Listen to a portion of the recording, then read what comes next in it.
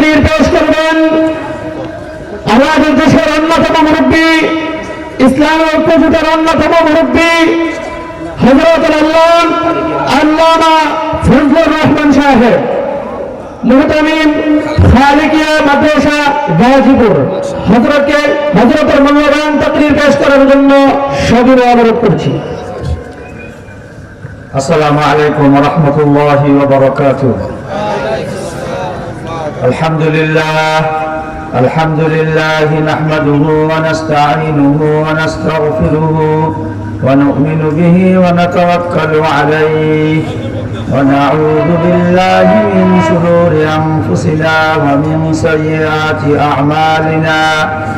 من يهده الله فلا مضل له ومن يضلله فلا هادي له ونشهد أن لا إله إلا الله وحده لا شريك له ونشهد أن سيدنا وسندنا ومولانا محمدا عبده ورسوله الذي أرسله بالحق بشيرا ونذيرا وداعيا إلى الله بإذنه وسراجا منيرا. أما بعد فقد قال الله تعالى في كلامه المجيد والفرقان الحميد: أعوذ بالله من الشيطان الرجيم. بسم الله الرحمن الرحيم. قل إن صلاتي ونسكي ومحياي ومماتي لله رب العالمين. وقال تعالى: يا أيها الذين آمنوا اتقوا الله حق تقاته ولا تموتن إلا وأنتم مسلمون. صدق الله العظيم وصدق رسوله النبي الكريم ونحن على ذلك من الشاهدين والشاكرين والحمد لله رب العالمين. আলহামদুলিল্লাহ, মাদ্রাসাতুর রশিদ আল আমিনিয়া কালামপুর কর্তৃক আয়োজিত আজকের এই দোয়া ওয়াজ এবং দোয়ার মাহফিলের সম্মানিত সভাপতি, আমার পূর্বে যিনি আলোচনা করেছেন, আজকের এই মাহফিলের প্রধান অতিথি, সুদূর ভারত থেকে আগত আমাদের সকলের মুরব্বী, সারা বাংলাদেশে যাকে শুধু আলেম ওলামা নন বরং ধর্মপ্রাণ মুসলমানরা পর্যন্ত যাকে এক নামে চিনে এবং দীর্ঘদিন যাবত এই মাহফিলগুলার সিজনে বাংলাদেশে আসেন এবং বাংলাদেশের প্রত্যন্ত অঞ্চলে ইসলামের দাওয়াত দেন, মানুষকে কোরআন হাদিসের আলোচনা শোনান, সেই দারুল উলুম দেওবন্দের অন্যতম মুরব্বী আল্লামা ইউসুফ তাওলুবী সাহেব এতক্ষণ যেন বর্ণনা করেছেন ও আলোচনা করেছেন। আমরা শুকরিয়া জানাই আল্লাহর দরবারে, একজন মুসাফির, তার দোয়া কবুল হয়, আমরা তার দোয়াতে শরীক হতে পেরেছি। হযরতের শরীরের অবস্থা বেশি ভালো না। আমি আসার পূর্বে দেখলাম হুজুর আলোচনা করতেছিলেন যে তার আসলে দীর্ঘ সফরের কারণে ওনার শরীরটা একটু অসুস্থ হয়ে পড়ছেন, যার কারণে হযরত সামান্য একটু আলোচনা করেছেন, আমাদেরকে উনি বরকত দিয়েছেন। অত্যন্ত গুরুত্বপূর্ণ একটি হাদিস থেকে উনি আমাদের সামনে তাকরীর করেছেন। আসলে ওনাদের চেহারা দর্শন করা আমাদের জন্য অনেক সৌভাগ্য। ওনাদের মতো আল্লাহ ওয়ালাদের চেহারার দিকে তাকায় থাকা আমাদের জন্য সওয়াব, কথা ঠিক কিনা? এই জন্য আমরা অনেক বড় নিয়ামত মনে করব যে একজন আমাদের আকাবের সুদূর সে দারুল উলুম দেওবন্দ থেকে আমাদের এখানে আসছেন, সামান্য একটু সময় আমাদেরকে দিয়েছেন, ওনাদের চেহারাটা যে আমরা দর্শন করতে পেরেছি, এটাই আমরা অনেক বড় নিয়ামত এবং আল্লাহ শুকরিয়া আদায় করি, আলহামদুলিল্লাহ। আসলে আজকের এই মাহফিল অত্যন্ত দামি একটি মাহফিল। এই যে মজলিস, হক্কানি ওলামায়ে কেরামের এই মজলিস, এই মাহফিলগুলির উসিলায় এখানে সারা দেশের হক্কানি ওলামায়ে কেরাম কোরআন ও হাদিসের আলোচনা করেন। আমাদের সৌভাগ্য যে গাজীপুর জেলার কালিয়াপুর থানার একটি ইউনিয়নে, একটি প্রত্যন্ত অঞ্চলে, সে ভারতের একজন মুরব্বী মাওলানা আমিনুল ইসলাম সাহেবের উসিলায় এখানে যে আসলেন, ওনার যে সামান্য একটু সময় হলো আমরা যে আলোচনা শুনতে পেরেছি, এই জন্য মাওলানা আমিনুল ইসলামের প্রতি আমরা কি সবাই খুশি না বেজার? দেখেন আজকে এখানে ছোট্ট একটি মাদ্রাসা হয়েছে, ছোট্ট সামান্য, মাত্র শুরু করেছে মাদ্রাসাটা, 1 থেকে 1.5 বছর হয় নাই।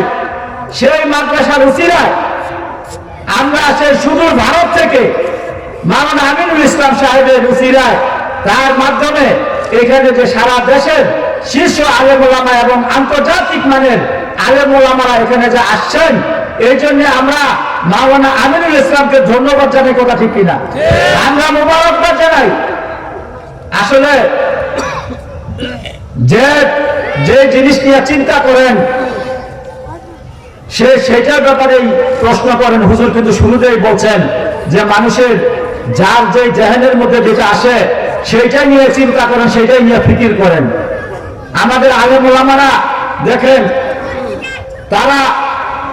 তাদের সব কিছু আছে, কিন্তু তারপরেও তারা দেখা নিয়ে যে এই মাদ্রাসার পিছনে তারা মেহনত করতেছেন, মাদ্রাসাকে নিয়ে তারা 24 ঘন্টা তারা ফিকির করতেছেন, তাদের পরিবার পরিজন, তাদের ছেলে সন্তানদেরকে সব কিছুকে তুচ্ছ মনে করে দ্বীনের জন্য, আল্লাহর সন্তুষ্টির জন্য, ইসলাম এবং দ্বীনকে প্রতিষ্ঠিত করার জন্য, সমাজের মানুষের মধ্যে ইসলাম প্রচার প্রসারের জন্য, ঘরে ঘরে মানুষের কাছে যাতে দ্বীনের বুঝ আসে, মানুষ দ্বীনমুখী হয়, আল্লাহমুখী হয়, মানুষ যাতে ইসলামমুখী হয়, কোরআনমুখী হয়, এই জন্য একজন আলেম তার সারাটা জীবন এই লাইনে তিনি শেষ করে দেন, কথা ঠিক কিনা?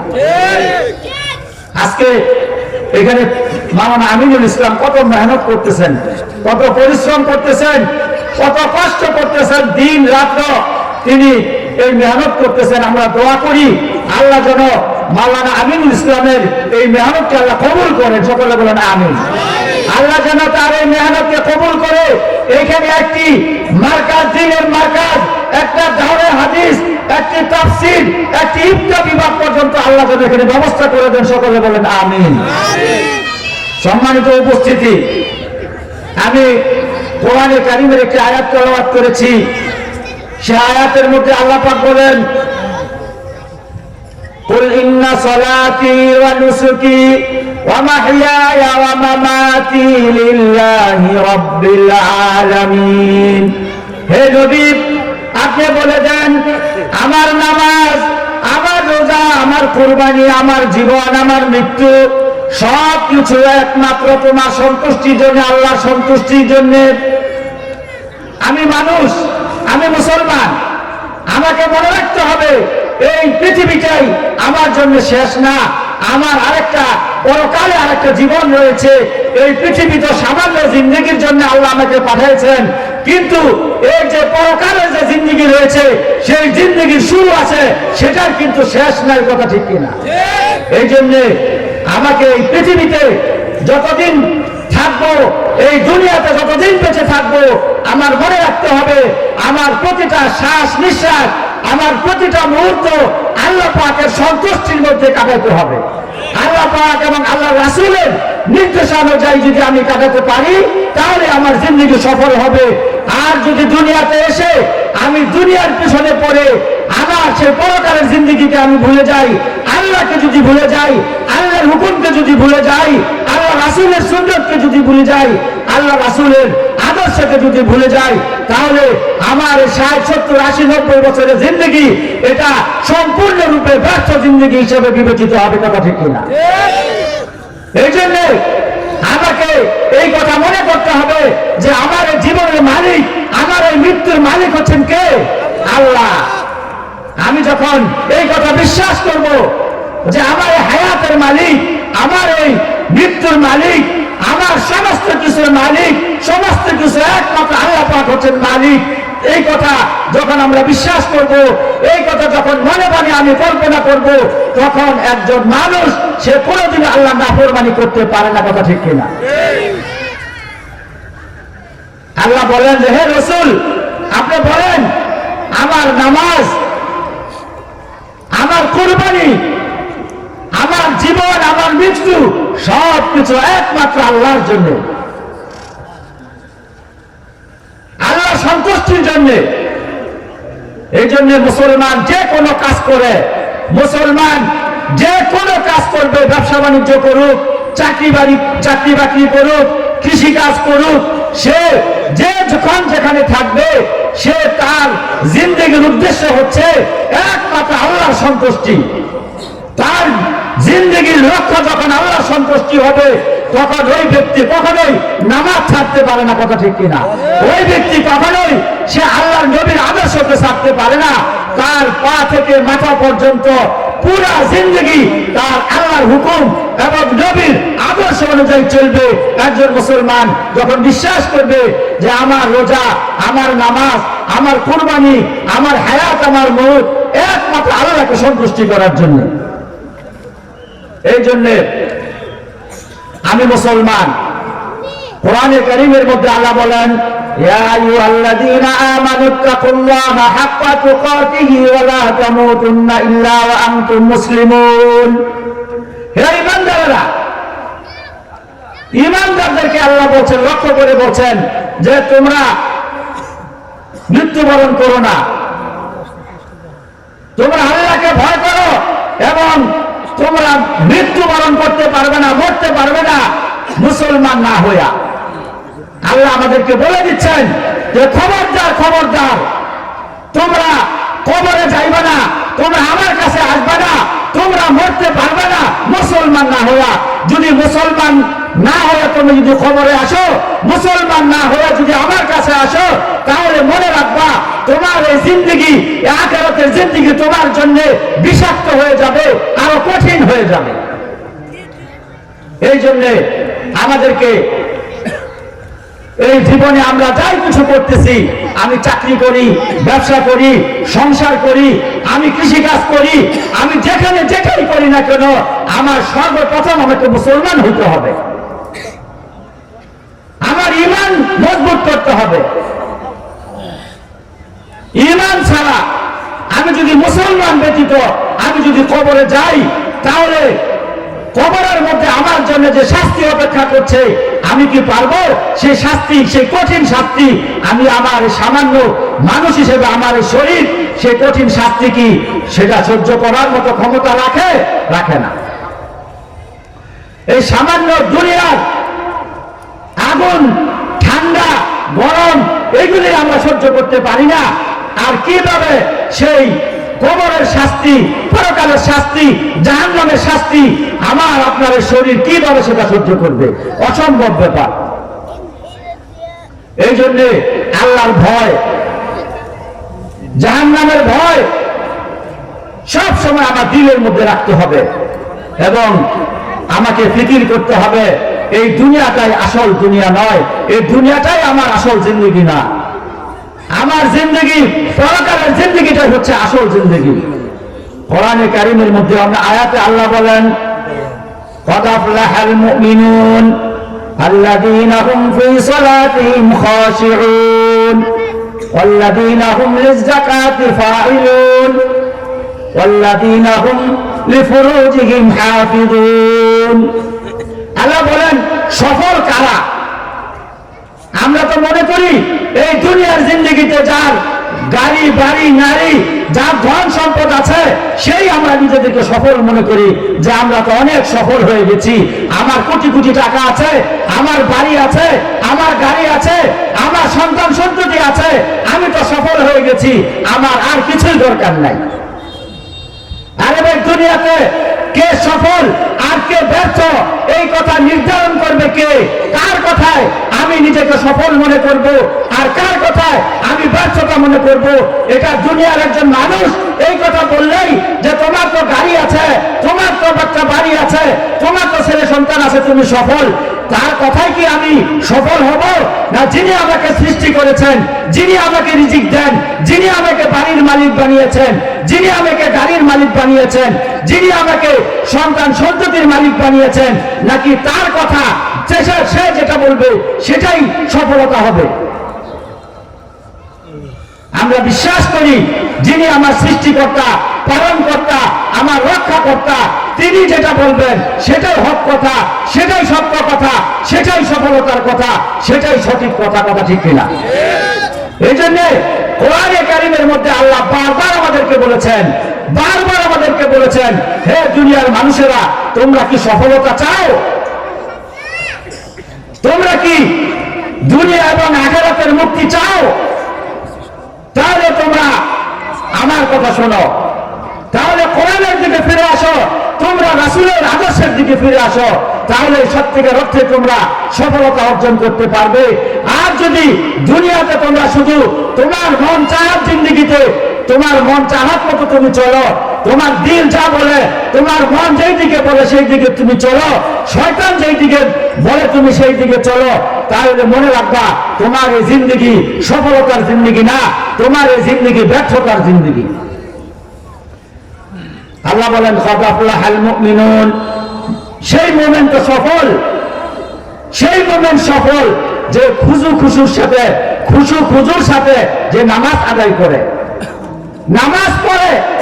এক নাম্বার সফল হচ্ছে সেই ব্যক্তি যিনি নামাজ আদায় করে, সে হচ্ছে এক নাম্বার সফলতার চাবিকাঠি হচ্ছে নামাজ আদায় করা। একজনের অনেক বড় সম্পদের মালিক থাকতে পারে, অনেক সুন্দর চেহারা থাকতে পারে, অনেক দুনিয়াতে তার ক্ষমতা থাকতে পারে, তার দাম থাকতে পারে, কিন্তু একজন মুসলমানের একজন মুমিন সে যদি নামাজ না পড়ে, সে যদি এই 5 ওয়াক্ত নামাজ যে আল্লাহ ফরজ করেছেন এই নামাজ না পড়ে, তার যত ক্ষমতাই থাকুক, তার যতই অর্থ থাকুক, তার চেহারা যতই সুন্দর থাকুক, তিনি কোনোদিনও সফল হতে পারেন না, তিনি সম্পূর্ণরূপে এই দুনিয়াতে ব্যর্থ। কথা ঠিক কিনা?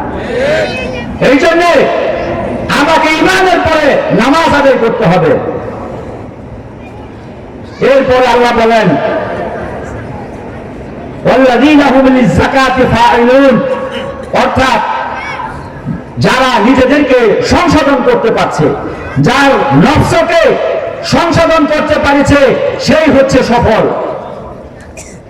সংশোধন করা মানে নফসের, আমার যে দিল, আমার নফসকে কন্ট্রোল করা। আমার দিল চায় গুনাহ করতে, আমার দিল চায় অন্যায় করতে, আমার দিল চায় খারাপ কাজ করতে, কিন্তু আল্লাহর ভয়ে, পরকালের ভয়ে, জাহান্নামের ভয়ে আমার দিলকে, আমার মনকে, আমাকে নিজেকে আমি যখন আল্লাহর নাফরমানি থেকে নিজেকে বাঁচায় রাখবো, আল্লাহর গুনাহ থেকে, আল্লাহর নাফরমানি থেকে যখন আমি নিজেকে বিরত রাখতে পারবো, আল্লাহ বলেন সেই ব্যক্তি হচ্ছে সফল। কথা ঠিক কিনা? সেই ব্যক্তি সফল। আজকে আমরা গুনার কাজ করে আমরা নিজেদেরকে অনেক বড় সফল মনে করি। আমি আজকে অন্যায় কাজ করে, আমি আজকে একজনকে তার উপর জুলুম করে, তার সাথে প্রতারণা করে, একজনকে ধোঁকা দিয়ে মিথ্যা কথা বলে আমি নিজেকে অনেক বড় বাহাদুর মনে করি, যে আমি মনে সফল হয়ে গেছি। মিথ্যা, প্রতারণা, ধোঁকা করে, ধোঁকা দিয়ে আমি কোটি কোটি টাকার মালিক হয়ে গেছি। আজকে তো সমাজে তাই হচ্ছে। কথা ঠিক কিনা? আজকে মুসলমানদের সমাজে বাজারে ঘাটে ব্যবসা বাণিজ্য করে, মিথ্যা কথা বলে, মিথ্যা কথা বলে সে ব্যবসা করতেছে, সে অনেক সম্পদের মালিক হয়ে যাচ্ছে, আর সে মনে মনে খুব খুশি হয়েছে যে আরে আমি তো অনেক ধন সম্পদের মালিক হয়ে গেছি, আমি তো ব্যবসা করে সফল হয়ে গেছি। কিন্তু খবরদার, খবরদার, এই ব্যবসা তোমাকে জাহান্নামে নিয়ে যাবে। এই ব্যবসা এই পৃথিবীতে তোমার অশান্তির কারণ হবে। এই ব্যবসায় অর্থ পৃথিবীতে তোমার ধ্বংসের কারণ হবে, তুমি মনে রাখবা। আমরা আজকে নিজ চোখে আমরা দেখতেছি হাজার হাজার কোটি টাকা এই দেশের সম্পদ, এই দেশের মানুষের সম্পদ কোটি হাজার লক্ষ লক্ষ কোটি টাকা পাচার করে আজকে তারা মালিক হয়েছে। আজকে ব্যাংকে দেউলিয়া করে হাজার হাজার কোটি টাকার মালিক হয়েছে। জনগণের সম্পদ ধ্বংস করে তারা নিজেরা মালিক হয়েছে। আজকে তাদের অবস্থা কোথায়? কথা ঠিক কিনা? আজকে তারা কোথায়? এক একজনের 3 জন 4 জন 5 জন করে পিএফ ছিল, শুধু টাকা হিসাব করে রাখার জন্য। 20 জন 30 জন 50 জন অ্যাকাউন্টেন্ট ছিল, যাদের পা মাটিতে পড়তো না। আজকে তারা সেই জেলখানার সেই অন্ধকার আপনার প্রকোষ্ঠে তারা আজকে ঢুকে ঢুকে আজকে মরতেছে। কথা ঠিক কিনা? তাদের সেই কোটি কোটি লক্ষ লক্ষ কোটি কোটি টাকা তাদের আজকে কোনো কাজে আসতেছে না। কারণ আল্লাহ পাক ছাড় দেন, ছেড়ে দেন না। মনে রাখবেন, ধোঁকা দিয়ে প্রতারণা করে মিথ্যা কথা বলে যারা সম্পদের মালিক হবে, এই সম্পদ একদিন আপনার জন্য বোঝা হয়ে যাবে। আপনার এই সম্পদ একদিন আপনার জন্য এই পৃথিবীতে অশান্তির কারণ হবে। কোনো লাভ হবে না সেদিন আফসোস করে। আপনার দিলকে সংশোধন করতে হবে, নফসকে সংশোধন করতে হবে। নফসের মধ্যে যে লোভ, নফসের মধ্যে যে হিংসা, আমার নফসের মধ্যে যেই লালসা বিরাজ করছে, সেইগুলোকে আমার দূর করতে হবে। আজকে হিংসা, বিদ্বেষ, লোভ, লালসা আমাদের দিলকে ধ্বংস করে দিয়েছে, যার কারণে আজকে আমাদের সমাজে আজকে এই অশান্তি, এই খুন খারাপি, আজকে চুরি ডাকাতি, ছিনতাই, রাহাজানি, ধর্ষণ, এইগুলি কেন হচ্ছে? এর একমাত্র কারণ হচ্ছে আমার দিল নষ্ট হয়ে গেছে।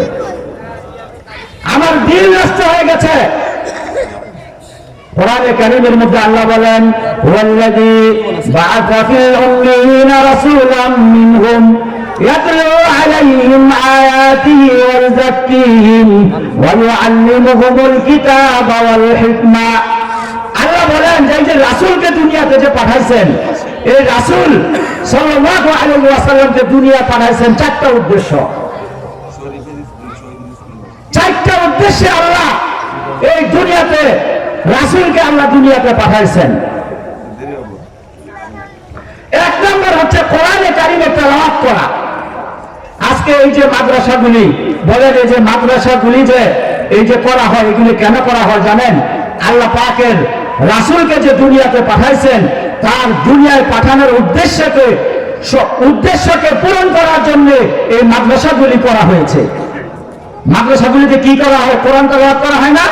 কোরআন পড়ানো হয় না? 1 নম্বরে একটা ছেলেকে সর্বপ্রথম কি করা হয়? কোরআনের সবক দেওয়া হয়। কথা ঠিক কিনা? এটা কোত্থেকে আসছে? আল্লাহ আমার রাসূলের যে পাঠানোর উদ্দেশ্য, সেই উদ্দেশ্যের মধ্যে সর্বপ্রথম উদ্দেশ্য হচ্ছে কোরআনে কারীমে তেলাওয়াত করা। ওয়াল্লাযী বা'আথা ফিল উম্মিয়িনা রাসূলাম মিনহুম ইয়াতলু আলাইহিম আয়াতিহি ওয়া ইউযাক্কিহিম। 1 নম্বর হচ্ছে কোরআনে কারীমে তেলাওয়াত করা। যে রাসূল তোমাদের মধ্যে কোরআনে কারীমে তেলাওয়াত করবে, উম্মতের মধ্যে তেলাওয়াত করার উদ্দেশ্য। আর আমরা মুসলমান সমাজে আজকে বলেন, আমরা কয়জনে কোরআন তেলাওয়াত করতে পারি? কয়জন সহি শুদ্ধভাবে কোরআন পড়তে পারি? আমরা কি কোরআন পড়তে পারি? পারি না। আমাদের সর্বপ্রথম আমরা মুসলমান হিসাবে আমাদের উপর দায়িত্ব হচ্ছে কোরআনে কারীমের সহি শুদ্ধভাবে তেলাওয়াত করা। আর এই মাদ্রাসাগুলি সেই কাজটাই করছে। কথা ঠিক কিনা? সেই রাসূলের উপর যে দায়িত্ব আল্লাহ দিয়েছেন, আজকে তো রাসূল নাই, রাসূল তো দুনিয়া থেকে বিদায় নিয়ে গেছেন আজকে থেকে প্রায় 1400 বছর আগে। তাহলে তার যে দায়িত্ব, তার সে দায়িত্বগুলি কারা পালন করবে? উলামায়ে কেরাম পালন করবে। কারণ সরকারে তো আলম সাল্লাল্লাহু আলাইহি ওয়াসাল্লাম বলেছেন, আল উলামা ওয়ারাসাতুল আম্বিয়া। উলামায়ে কেরাম হচ্ছে কি? নবীদের ওয়ারিস। সুতরাং নবী আমাদেরকে যা বলে গেছেন সেটা পালন করতে হবে, সেই কাজটা আমাদের করতে হবে। আর সেটা হচ্ছে মাদ্রাসাগুলি করতেছে। 2 নম্বর, ওয়া ইউযাক্কিহিম, তাজকিয়ায়ে নফস, অর্থাৎ মানুষের নফসকে ঠিক করা, মানুষের নফসকে ঠিক করা। আজকে আমাদের সমাজে যত অশান্তির কারণ একমাত্র নফস নষ্ট হয়ে গেছে, আমাদের দিল নষ্ট হয়ে গেছে। আমাদের একজনের সম্পদ গ্রাস করতে আমাদের দিলে আর কোনো ভয় লাগে না, কথা ঠিক কিনা? একজনের সম্পদ চুরি করতে, ডাকাতি করতে আমাদের দিলে কোনো ভয় লাগে না। কিন্তু আল্লাহ পাক রাসূলকে এই পৃথিবীতে প্রেরণ করার 2 নম্বর লক্ষ্য ছিল মানুষের দিলকে ঠিক করা, মানুষের অন্তরকে ঠিক করা, নফসকে ঠিক করা। হাদিসের মধ্যে আসছে, আলা ইন্না ফিল জাসাদি মুদগা ফাইদা সালাহা সালাহাল জাসাদু কুল্লু ওয়া ইদা ফাসাদাত ফাসাদাল জাসাদু কুল্লু আলা ওয়াহিয়াল কলব। যে মানুষের ভিতরে, মানুষের শরীরের ভিতরে একটা মাংসপিণ্ড রয়েছে, একটা মাংসপিণ্ড রয়েছে। যদি সেটা ঠিক হয়ে যায় তাহলে দুনিয়ার সব কিছু ঠিক হয়ে যায়, আর যদি সেটা নষ্ট হয়ে যায় তাহলে তার সমস্ত শরীরটা নষ্ট হয়ে যায়। আর সেটা হচ্ছে কি? আলা ওয়াহিয়াল কলব, আর সেটা হচ্ছে কলব, কথা ঠিক কিনা? আমাদের কলবটা নষ্ট হয়ে গেছে। আজকে একটা মানুষকে গালি দিতে আমাদের দিল ভয় করে না, আল্লাহকে ভয় করে না। একটা মানুষকে হত্যা করতে আমাদের দিল ভয় করে না। একটা মুসলমানের সমাজে একজন মানুষ হত্যা করা, এটা বর্তমানে মনে হয় যেন কতটা সহজ হয়ে গেছে, কথা ঠিক কিনা? কোথায় কোথায় সামান্য একটু ঝগড়া হলে, সামান্য একটু স্বার্থের মধ্যে আঘাত রাখলে আমরা একজন আরেকজনকে খুন করে ফেলি, হত্যা করে ফেলি, কথা ঠিক কিনা? একজন হত্যা, একটা হত্যা যে কত বড় জঘন্য একটা সমাজের জন্য, একটা দেশের জন্য, একটা জাতির জন্য, এইটা যদি জানতো কোনো মুসলমান তাহলে কোনোদিনও একটা মুসলমানদের দেশে কোনো হত্যা সংঘটিত হতো না। কিন্তু আজকে আমাদের দিল নষ্ট হয়ে গেছে, আমাদের দিল নষ্ট হয়ে গেছে। এই দিলকে ঠিক করার জন্যই আজকে থেকে 1400 বছর আগেই সরকারে বা আলম সাল্লাল্লাহু আলাইহি ওয়াসাল্লাম কে আল্লাহ এই দুনিয়াতে পাঠিয়েছিলেন মানুষের দিলকে ঠিক করার জন্য। সাহাবায়ে কেরামের দিল ঠিক হয়ে গিয়েছিল। সাহাবায়ে কেরামকে তিনি যে শিক্ষা দিয়েছিলেন, তার যে আদর্শের উপরে তিনি রেখেছিলেন, সেই শিক্ষা পেয়ে সাহাবায়ে কেরামের জিন্দেগিতে আপনারা যদি দেখি, এমন সমাজ ব্যবস্থা কায়েম হয়েছিল, এমন শান্তিময় সমাজ কায়েম হয়েছিল, সেইখানে মানুষের নিরাপত্তা, এমন নিরাপত্তা প্রতিষ্ঠিত হয়েছিল যে একজন ব্যবসায়ী সারা দিন তার দোকান খুলে রাখতো। কোন একজন শয়তান, কোন দুষ্ট মানুষ তার দোকানের দিকে চুরি করবে তো দূরের কথা, তার দোকানের দিকে চোখ তুলে টাকা দেওয়ার সাহস করতো না, কথা ঠিক কিনা? সেই দিন সাহাবায়ে কেরাম রাত্রেবেলা তাদের ঘরের দরজা ওপেন করে তারা ঘুমাইতো শান্তি আলে। কোন চোর তার ঘরে যাবে তো দূরের কথা, তার খোলা দরজার দিকে তাকানোর পর্যন্ত সাহস করতো না, কথা ঠিক কিনা? কিন্তু আজকে আমাদের সমাজের কেন এই অবস্থা? আমরা ঘরে দরজা লাগাই, এরপরে বাইরে দারোয়ান থাকে, এরপরে আবার বাইরেও আরেকটা গেট থাকে। এত কিছু নিরাপত্তা ব্যবস্থা করার পরেও আমার আপনার ঘরে চুরি হচ্ছে, ডাকাতি হচ্ছে, কথা ঠিক কিনা? তাহলে এরা কারা করতেছে? আমার আপনার মুসলমান বাইরে তো করতেছে নাকি? সুতরাং আমাকে আপনাকে, আমার আপনার কোথায় সমস্যা রয়েছে? একটি মুসলমান সমাজে কোথায় আমাদের গ্যাপ রয়েছে আমাদেরকে বুঝতে হবে। সেই গ্যাপটা হচ্ছে আমরা আল্লাহ এবং আল্লাহর রাসূলের আদর্শ থেকে আমরা দূরে সরে গেছি। আমাদের এই মুসলমান সমাজ দিন থেকে দূরে সরে গেছে। আজকে আল্লাহর কথা শুনলে, দ্বীনের কথা শুনলে মানুষের ভালো লাগে না, কোরআনের কথা শুনলে ভালো লাগে না, নবীর আদর্শের কথা শুনলে ভালো লাগে না। আজকে যদি এইখানে এই ওয়াজ মাহফিল না হয়ে এইখানে যদি আমাদের বাংলাদেশের একজন কোন নায়িকা, কোন গায়িকা যদি এখানে আনতো, মানুষকে আজকে এই কথা হইতো? বলেন, এই কথা হইতো? হাজার হাজার মানুষ হইতো, দেখতেন, জায়গা দেওয়া যাইতো না, কথা ঠিক কিনা? দুর্ভাগ্য আমাদের জন্য। আমরা মুসলমান দাবি করি, আমরা কিন্তু আমাদের সেই মুসলমানের যে দায়িত্ব, যে কর্তব্য, আমরা সেখান থেকে দূরে সরে গেছি। সুতরাং আমাদেরকে আসুন আবার আমরা দ্বীনের পথে ফিরে আসি, আমরা ইসলামের পথে ফিরে আসি, কোরআনের পথে ফিরে আসি। সরকারে তো আলম সাল্লাল্লাহু আলাইহি ওয়াসাল্লামের যে আদর্শ, সেই আদর্শের পথে ফিরে আসে। সেই আমাদের রাষ্ট্র কোরআনের ভিত্তিতে যদি আমাদের দেশ চলে, আমার রাসূলের আদর্শের ভিত্তিতে যদি আমরা এই রাষ্ট্র পরিচালনা করতে পারি, আমার সমাজ, আমার রাষ্ট্র ইনশাআল্লাহ। আজকে আমাদের দেশ 90% মুসলমানের দেশ। এই দেশের দাবি হচ্ছে, এই দেশের মানুষের চাহিদা হচ্ছে এই দেশ কোরআনের আইন অনুযায়ী চলবে, কথা ঠিক কিনা? এই দেশ আমরা গত 53 বছর দেখেছি এই দেশ গণতান্ত্রিক ভাবে চলেছে। আজকে এই দেশের অনেক 3টা রাজনৈতিক দল দেশ পরিচালনা করেছে। আওয়ামী লীগ রাষ্ট্র পরিচালনা করেছে গত 16 বছর, এর আগেও পরিচালনা করেছে, বিএনপি পরিচালনা করেছে, জাতীয় পার্টি পরিচালনা করেছে।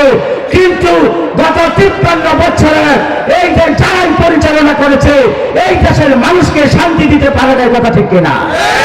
আজকে গত 16 বছর এই দেশ যে ফ্যাসিস্টরা পরিচালনা করেছে, গত 3 মাসে 2000 ছাত্র জনতাকে হত্যা করেছে, কথা ঠিক কিনা? আমরা এই দেশের মানুষকে ক্ষমতায় পাঠায় জনগণকে হত্যা করার জন্য কখনো হতে পারে না। আমরা সেই গত 16 বছরের সেই অন্ধকার, সেই জিন্দগিকে আমরা বাংলাদেশে আর ফিরিয়ে আনতে চাই না। এই দেশের মানুষ গত 16 বছরে যে জুলুম, যে নির্যাতন করা হয়েছে, সেই জুলুম নির্যাতন আগামীতে আর এই বাংলাদেশে দেখতে চায় না। এই দেশের মানুষ দেখতে চায় এই বাংলাদেশে কোরআন শাসন চলবে। এই দেশে ওমর ফারুক রাদিয়াল্লাহু তাআলা আনহু, হযরত ওমর